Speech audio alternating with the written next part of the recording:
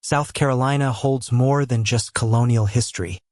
It's home to ancient shell rings, mysterious swamp legends, and forgotten native sites. These old secrets hidden in forests and along the coast hint at cultures and stories lost to time. From ghostly warnings to prehistoric structures, the state's ancient mysteries still whisper through the landscape. Music, the legend of the Yahoo. South Carolina's Bigfoot. If you ever find yourself wandering through the thick woods of South Carolina's upstate, especially near the edge of the Blue Ridge foothills, you might notice the silence. Not peaceful silence, but the kind that makes you stop and wonder if something's watching. People around here say there is. They call it the Yahoo, South Carolina's version of Bigfoot. The Yahoo isn't your typical blurry photocryptid. This legend goes back hundreds of years, maybe even before Europeans ever set foot here. And the stories aren't just about some big animal lurking in the forest. The Yahoo is something older, stranger, maybe even spiritual. According to Cherokee oral history, long before settlers arrived, the forests were already home to mysterious beings. One of them was a tall, hairy, human-like creature. It lived in caves, moved through the woods without making a sound, and could mimic the calls of animals or even people. Some called it Su-Kalu, the slanty giant. Others simply used the word Yahoo, likely a European attempt to pronounce an older native name. Descriptions say the Yahoo stands between 7 and 9 foot tall, is covered in dark, shaggy hair, sometimes black, sometimes reddish-brown, and it's incredibly strong, able to snap tree limbs or pull up small trees. But this thing isn't just muscle and menace. According to the stories, it's also different. Some say it can vanish into the trees without a sound. Others say it can mess with your mind, get you turned around in the woods, even if you know the trail by heart. It's less a wild animal and more like a guardian or a warning. Fast forward a few centuries and you start hearing similar stories from early settlers.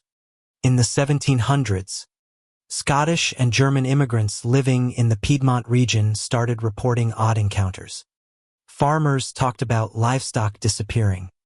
Hunters spoke of hearing strange echoing cries in the distance, calls that sometimes mimicked their own voices. And every now and then, someone would stumble across giant barefoot prints in the mud. By the 1800s, the Yahoo had become part of South Carolina's folk tradition. Everyone seemed to know someone who had a story, though few would share it publicly. Maybe your grandfather swore he heard tree knocks while hunting. Maybe your uncle claimed he saw something tall and hairy moving through the woods near his farm. These stories were passed around at family gatherings or around a campfire. Always half-joking. Always with that maybe it's true edge. But the sightings never stopped. One of the best-known modern reports came from the 1970s deep in Oakland County. A group of campers by the Chata River were jolted awake in the middle of the night. They heard heavy footsteps circling their tents and loud crashing through the underbrush. One man claimed he saw a tall figure way too big to be human standing just outside the glow of the fire. When morning came, they found huge tracks in the wet soil, far bigger than any boot. Then in 1999, a bow hunter in Sumter National Forest reported seeing a massive figure walking along a ridge at sunrise. He said it moved like a man, but had the build of a gorilla. He never got a clear photo, just a glimpse enough to shake him up. And like many of these reports, he never told the story the same way twice. What makes the Yahoo stand out from the better-known Bigfoot legends out west is how tied it is to the land's older stories. For the Cherokee and other native groups in the region, the line between the physical world and the spiritual one was thin. Creatures like the Yahoo weren't just animals. They had meaning. They were part of the forest's balance. Not evil, but not exactly your friend either. You didn't hunt it. You didn't chase it. You just respected that it was there. Some researchers believe stories like these were a way to explain that uneasy feeling you get when you're alone in the woods.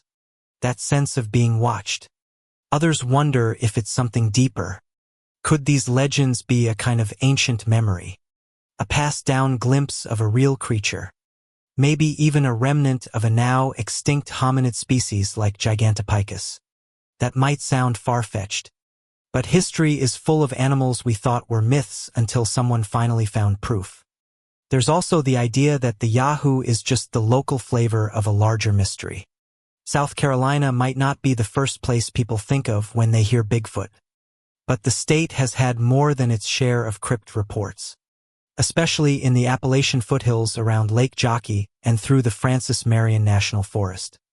These thick tangled forests and swamps are the kind of places where you could hide just about anything. Some researchers think this region might even have its own population of whatever the Yahoo is. Others say it's all just folklore handed down and twisted with every retelling. And yet, some stories probably are just misidentified bears or tall tales passed around hunting camps. Our brains fill in the blanks when we're nervous, especially in the dark.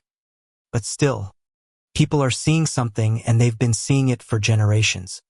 And even when the details change, some things stay consistent. It's tall. It walks upright. It's quiet but heavy. And it never quite feels natural. Even today, there are folks living near South Carolina's wild patches who won't go into the woods after dark. Not because they're scared exactly, but because they've heard enough to know better. You'll hear them say things like, "I don't mess with it and it don't mess with me." Or, "Some things are best left alone." Every now and then, a camper leaves early too shaken to explain why.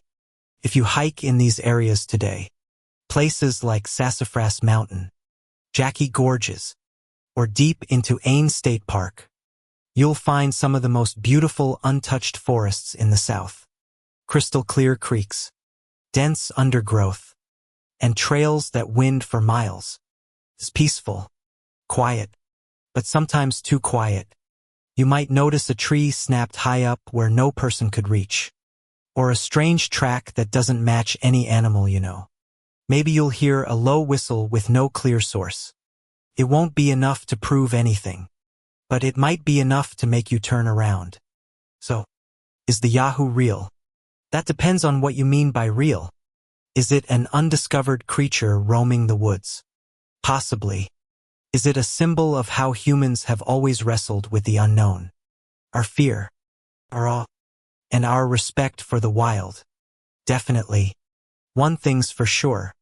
South Carolina's forests are ancient. And in places like these, not everything wants to be found. So, next time you're walking a trail and the birds stop singing, maybe pause. Listen closely. You might just hear something you weren't supposed to. Something watching from the trees. The mystery of Edisto Island's shell rings. Take a drive down to Edisto Island in South Carolina. And at first, it seems like any other quiet stretch of the low country. You'll see wide salt marshes, palmetto groves, and ancient oak trees draped in Spanish moss. The pace is slow. The beaches are peaceful. And the air smells like sea salt and pine. But tucked away in the trees, beyond the beach houses and the weathered docks, there's something much older than anything built by colonists or carved into Civil War monuments. Something mysterious, something prehistoric. They're called shell rings. And once you know what you're looking for, you start to realize you're standing on one of the oldest man-made structures in North America. At first glance, they're easy to miss. They look like overgrown ridges, just low, curved mounds, mostly covered in grass, shrubs, and fallen leaves. But pull up a satellite view or step back far enough and the shape becomes obvious. It's a ring, not random, not natural, and it's built almost entirely out of oyster shells. One of the biggest rings on Edisto stretches nearly 150 feet across and rises to about shoulder height in places. Others nearby are smaller or more weathered, but they all follow the same general design. a circular or horseshoe-shaped mound made from layer after layer of oyster shells, stacked and compacted over years, maybe generations. And here's where things get strange. Edisto isn't the only place with them. Similar shell rings have been found all along the southern Atlantic coast from South Carolina down to northern Florida. Some date back over 4,000 years. That means these rings were built well before the pyramids in Egypt, long before the wheel was invented, and centuries before pottery became common in most parts of North America. But despite their age and scale, nobody really knows why they were built. The most popular theory is simple, that the shell rings are mittens. Basically, ancient trash heaps created as coastal tribes ate oysters and piled up the leftovers. It makes sense on the surface. These communities lived close to the water and relied on seafood for survival. But that doesn't explain everything. Why rings? Why are the shapes so consistent across so many miles and so many different groups of people? Trash usually ends up in a pile, not a perfectly shaped circle. And yet, these structures aren't just functional. They're deliberate. Something about the form, the repetition, the layout, suggests intention, possibly even ritual. Some archaeologists think the rings may have been gathering places like ancient community centers where people came to eat, trade, tell stories, or hold ceremonies. Others believe they might have marked sacred space, perhaps tied to the sun, the stars, or seasonal changes. A few even wonder if they had something to do with burial traditions, though very few human remains have been found inside them. No matter what the purpose was, the effort that went into building them is hard to ignore. Imagine harvesting thousands of oysters, eating them, and carefully stacking the shells day after day, year after year in long curved lines. That's not something you do in passing. It takes coordination, memory, a reason to return. And that suggests something big. These weren't just campsites. They were settlements. People came back to these places again and again over long stretches of time. That challenges a lot of what we thought we knew about ancient communities in the Southeast. These weren't just small scattered groups wandering the coast. They were organized. They built. They planned. Edisto's shell rings are especially well preserved thanks to their location inside Botany Bay, an undeveloped wildlife preserve that's kept the area mostly untouched. If you walk the trails there today, you might pass right over one without noticing. There aren't big signs or fences, just a rise in the land blending in with the trees. But once you realize what you're standing on, the feeling changes. This isn't just a bump in the ground. It's the footprint of a civilization long gone. Back in 2006, archaeologists dug deeper into the Edisto rings and made some interesting discoveries. They found charred wood, fish bones, broken tools made from bone and stone, and fragments of what's believed to be some of the earliest pottery in the region. These finds helped confirm the age of the site, and more importantly, prove that the rings weren't just garbage piles. They were central to daily life. People cooked here, worked here, maybe even held ceremonies here. Even more curious was the level of consistency across the different sites. The same kinds of shells were used. The shapes were the same. The construction methods, too. That kind of uniformity hints at something deeper. A shared culture, maybe even shared beliefs. Despite being separated by miles and centuries, these coastal communities were connected. But who exactly were these people? That's still a mystery. We don't know what they called themselves. We don't know what language they spoke. Their stories weren't written down. All that remains are these quiet rings of shell and earth slowly fading into the landscape. And somewhere around 1000 B.C., the building of these rings just stopped. There are theories, of course. Some think rising sea levels or changes in climate made oyster beds harder to reach. Others believe new technologies or social shifts led to different kinds of settlements. Maybe the rings served their purpose and the people moved on. Whatever the reason, the tradition ended and the forest started to take over. Today, visiting the shell rings doesn't feel like touring a museum or a battlefield. There's no brochure or plaque explaining what you're seeing. The rings aren't fenced off or polished for tourists. They're just there, half hidden, blending into the land like they've always belonged. But once you know the story, they're impossible to ignore. It's humbling to stand in a place like that, to know that for 000 years ago, people gathered on that same patch of earth.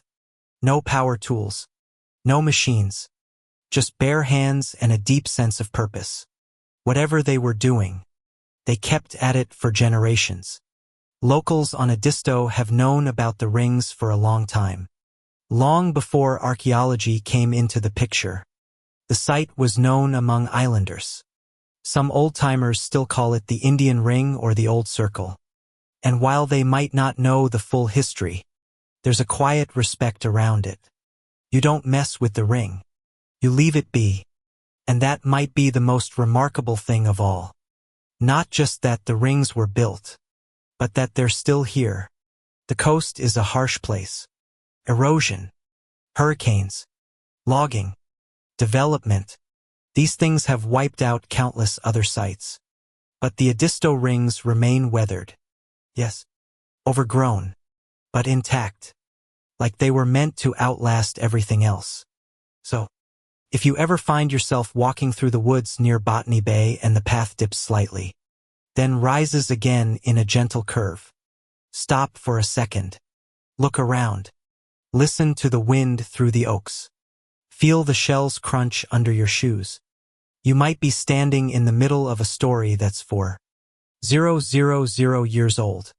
And even if we never uncover exactly what the shell rings were for, their silence says enough. Someone was here. Someone who believed this place mattered. And maybe, just maybe, it still does. The lizard man of Scape or Swamp. Drive through Lee County, South Carolina, especially around the town of Bishopville, and you'll pass flat fields, sleepy back roads, and stretches of swampy lowlands that seem to go on forever.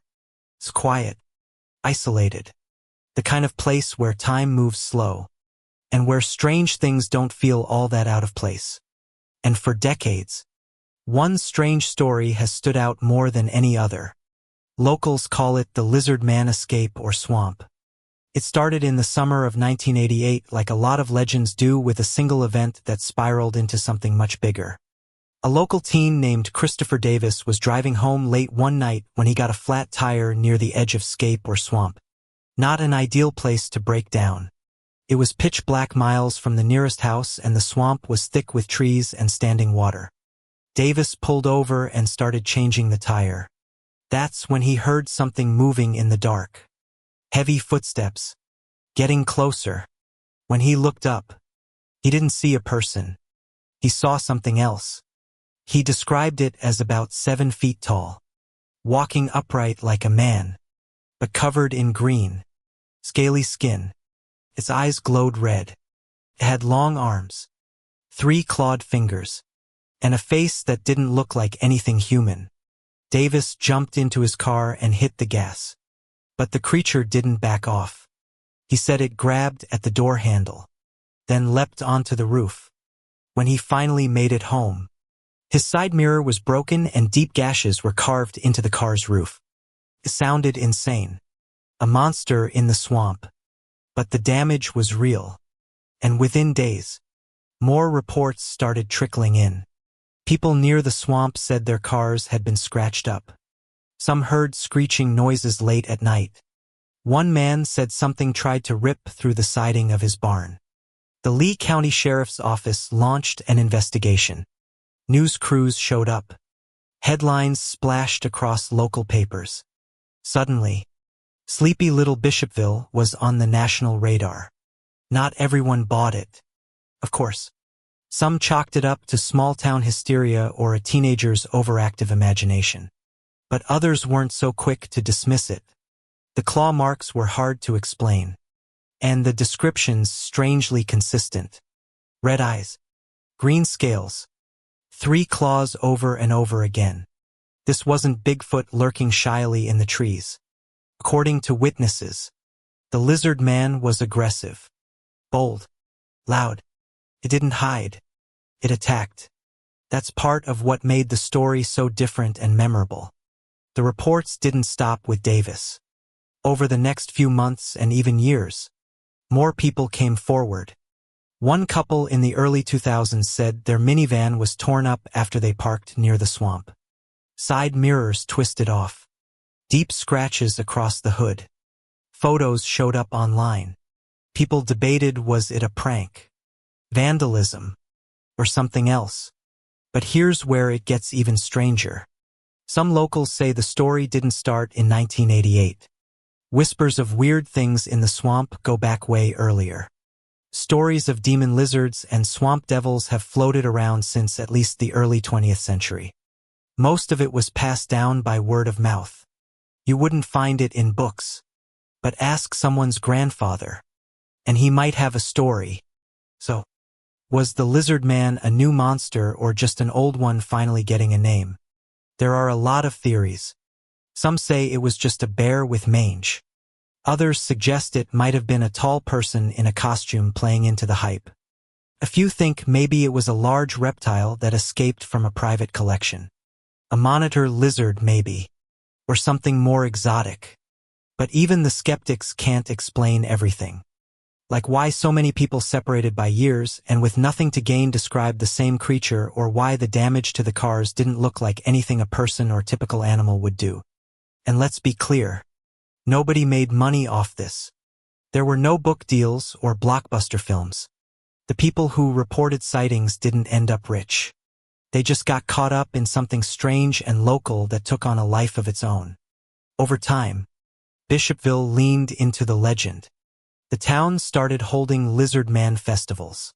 A local artist made a statue. Shops sold souvenirs.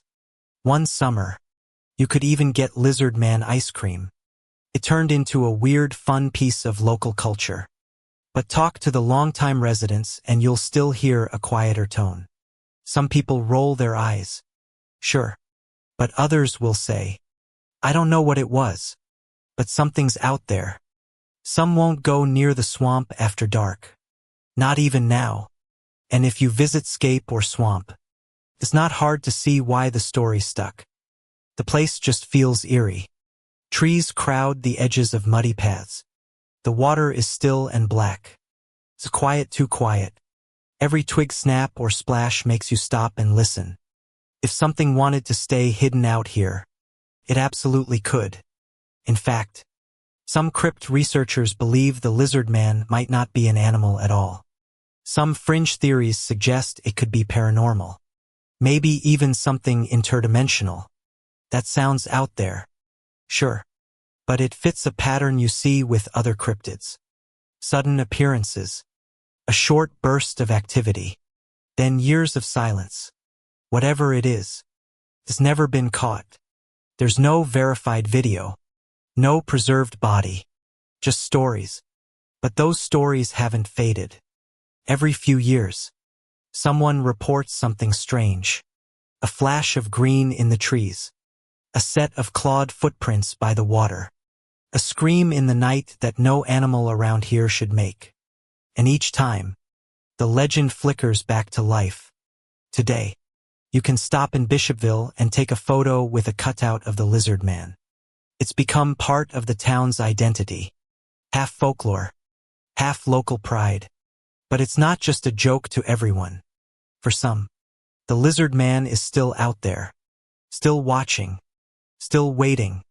So, if you ever find yourself driving downtown road after dark and your car suddenly gives out near the swamp, maybe don't get out right away. Stay in the car. Lock the doors. Look toward the tree-in.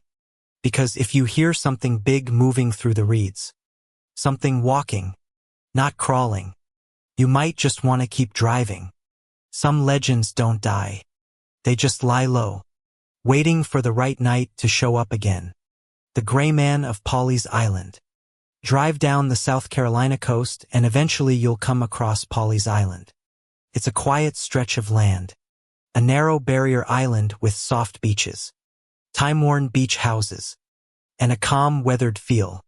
It's the kind of place where things don't move fast. And that's just how folks like it.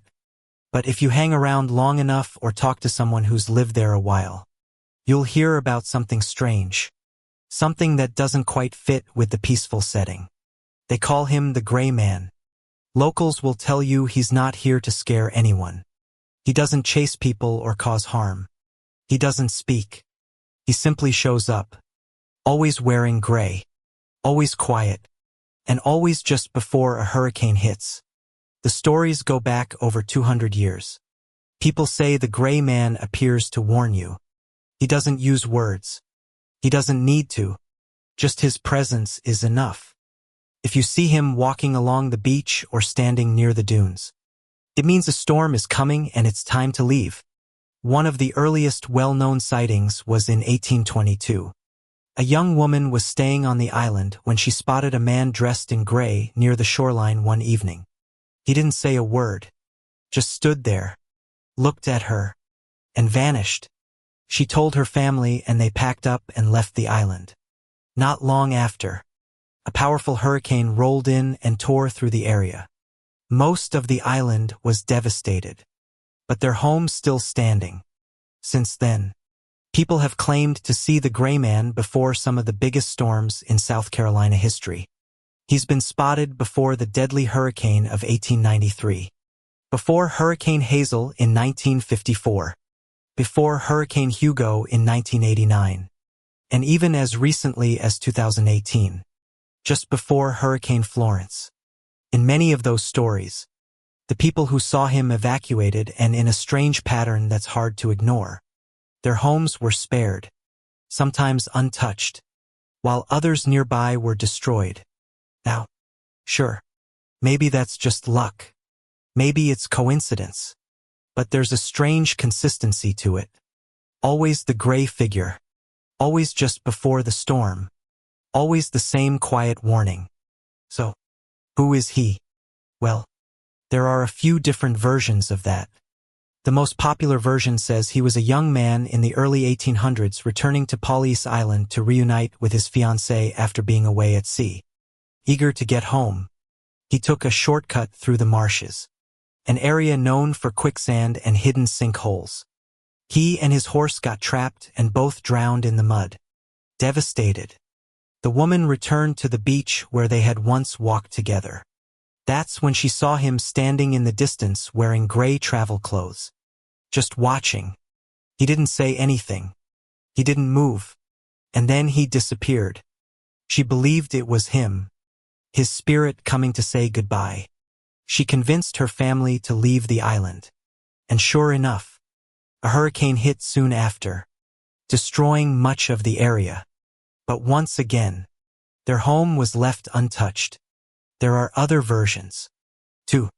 Some say the Gray Man was a soldier who died during the War of 1812. Others say he was a wealthy plantation owner who died in a storm. But whatever the backstory, the core idea stays the same. He's not stuck here because of unfinished business. He's here for a reason, to help.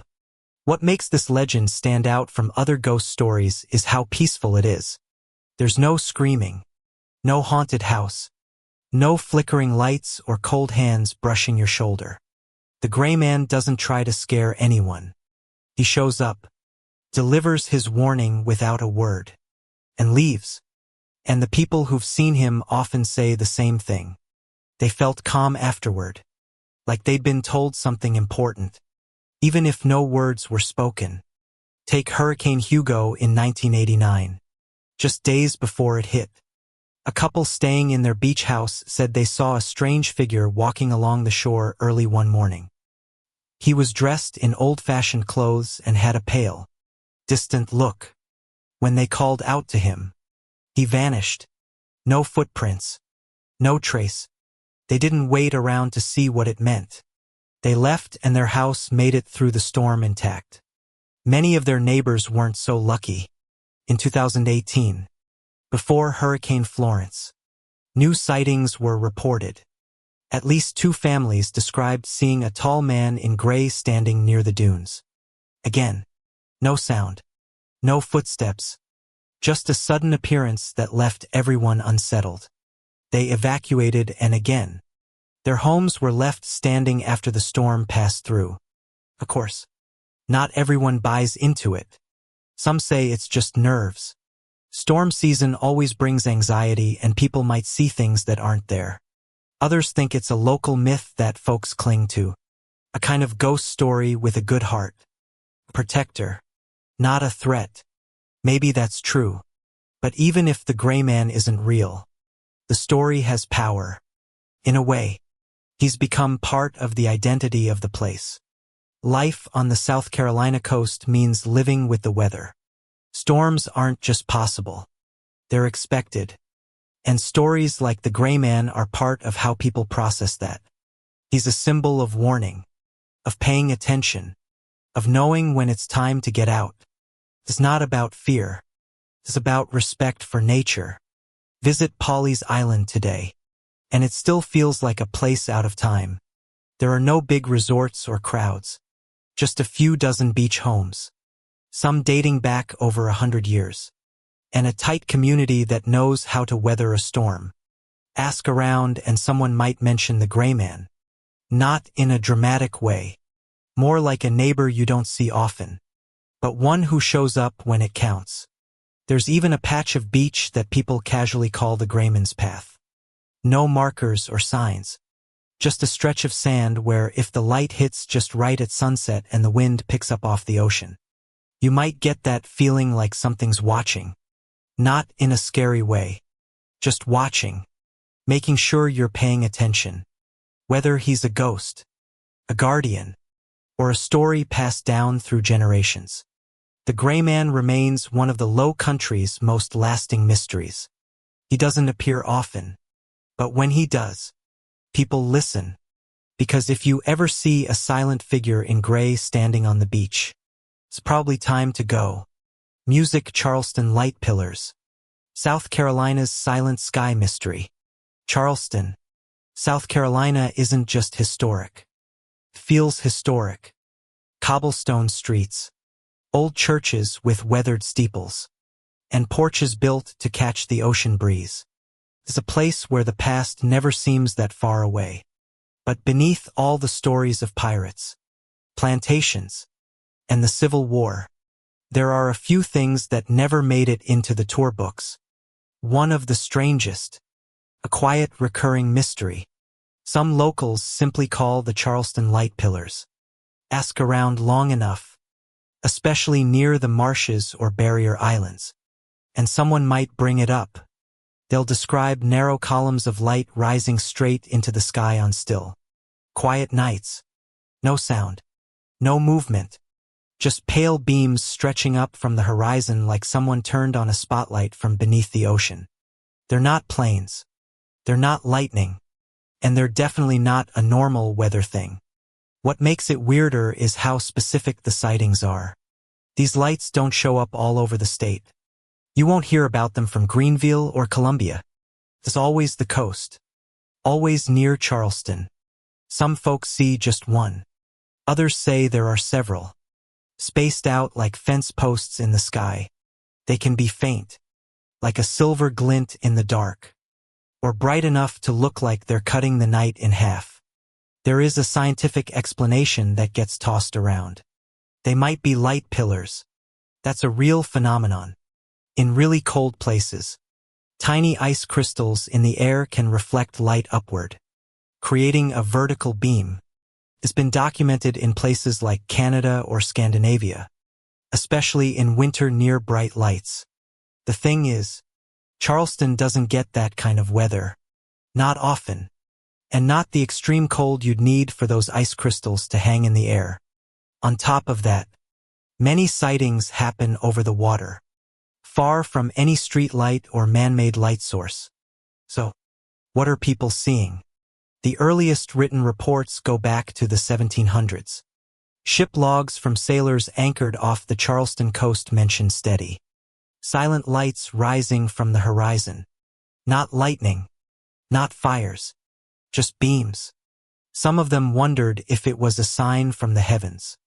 And even before Europeans arrived, local Native American tribes had stories about lights in the sky, often connected to changes in the weather or spirits traveling between worlds. During the Civil War, Union ships blockading Charleston Harbor reported seeing these lights hovering over the water near Fort Sumter. Some assumed it was a Confederate signal. Others figured it was a trick of nature. One Confederate officer wrote in his diary about rods of fire seen hovering just above the harbor. Totally still just after midnight. Fast forward to the 2000s. People on Sullivan's Island, just outside Charleston, saw the same thing. Thin vertical lights standing silently in the night sky. No storms. No aircraft. One witness said it looked like a flashlight beam shooting straight up. Except there was nothing underneath. Just water. Photos are rare. It's the kind of thing most people catch with their eyes before they can grab a phone. And even if they do, phone cameras aren't great in the dark. By the time anyone thinks to bring real camera gear, the lights are usually gone. That fleeting nature just deepens the mystery. Now skeptics have their theories. Maybe it's moonlight bouncing off thin clouds. Maybe swamp gas is playing tricks. Or maybe it's just light pollution from a distant ship. But even if those things explain some of it, they don't explain all of it. They don't explain why the lights are perfectly vertical. Or why they show up in places with no visible light sources. Or why so many people over centuries describe the exact same thing. Then there's the folklore. And Charleston has plenty of that. Some old sea captains believed the lights were warnings. If they saw them, it meant bad weather was coming.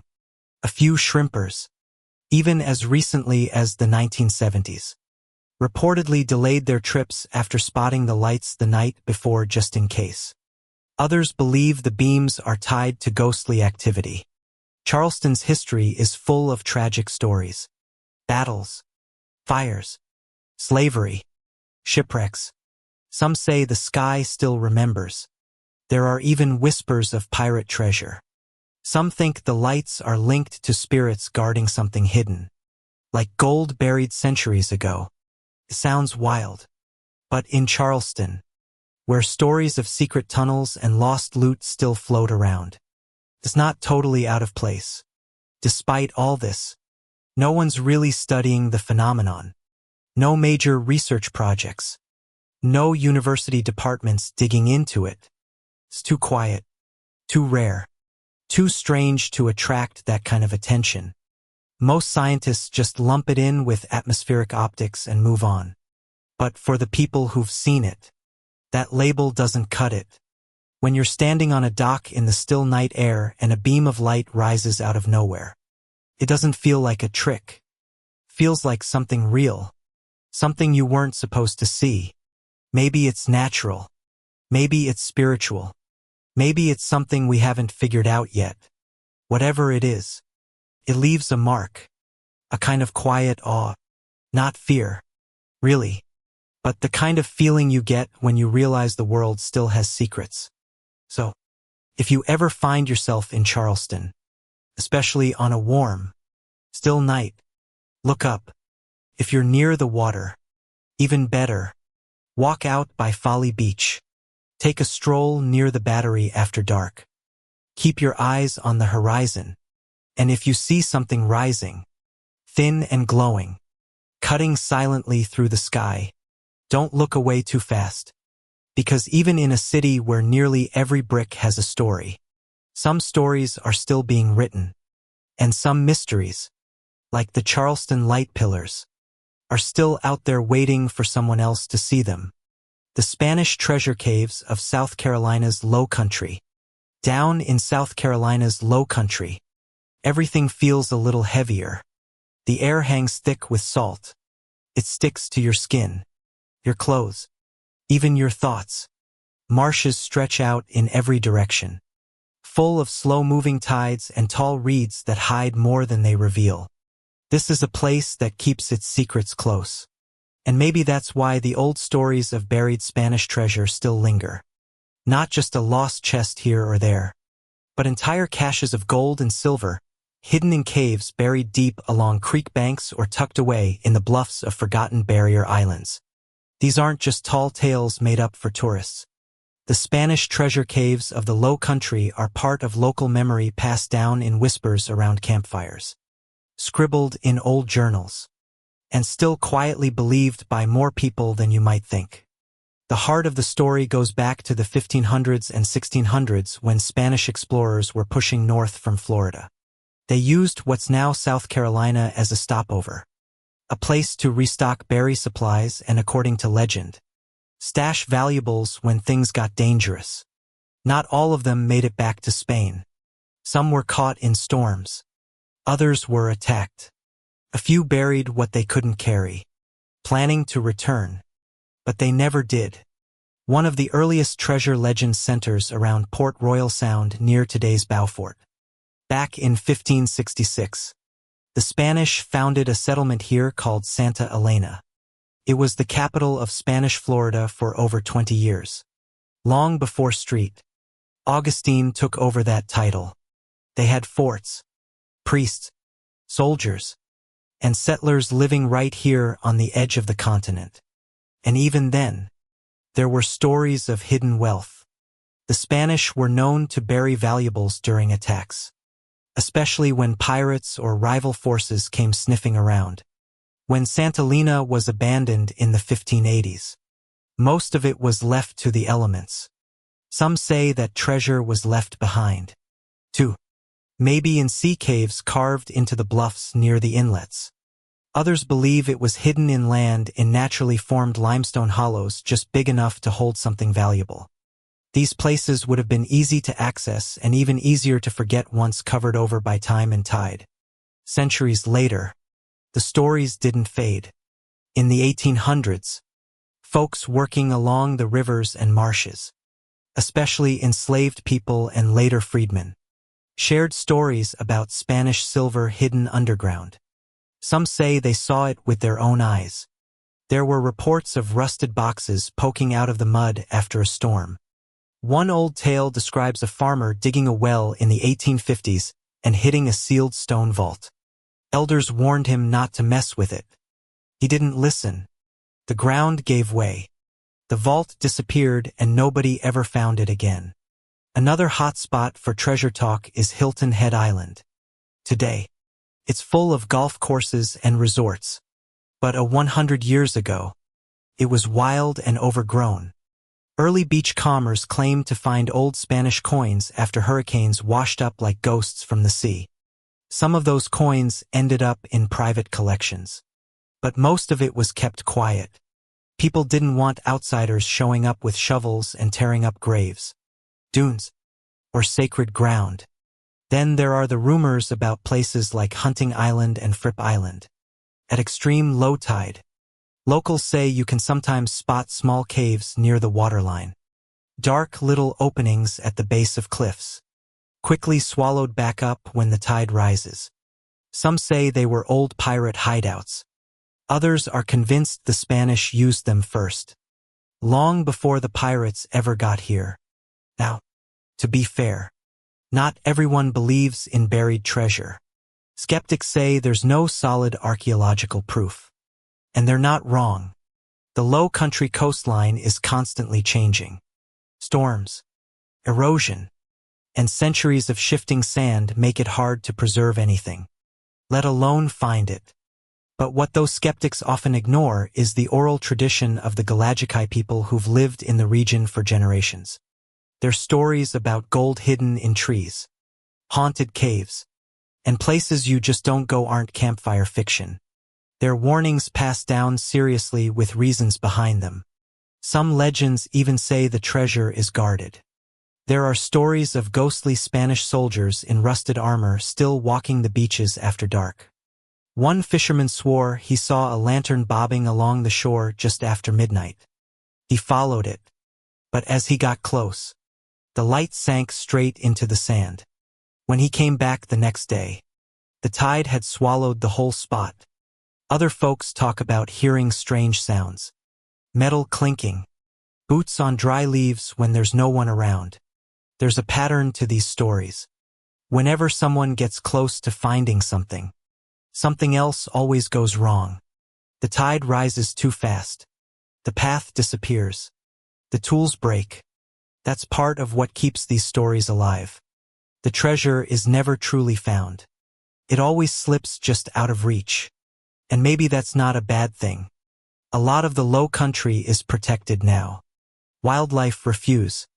Historic areas. Or private land. Large-scale treasure hunting would do more harm than good. The natural beauty of the place. The peace and mystery is worth more than a chest of old coins. Still, you can't help but wonder if the Spanish did leave something behind. Is it still out there? Tucked away beneath the moss and mud just waiting. That's the real pull of these legends. It's not just about the gold. It's the idea that something from long ago, something real, might still be resting in silence. Unclaimed. Undisturbed. A secret the land has kept for centuries. So, next time you're walking near Balford or wandering one of those quiet, foggy marsh trails, stop for a second. Listen. The low country doesn't shout. It whispers. And every once in a while, if you're still enough, you might just hear where the treasure lies.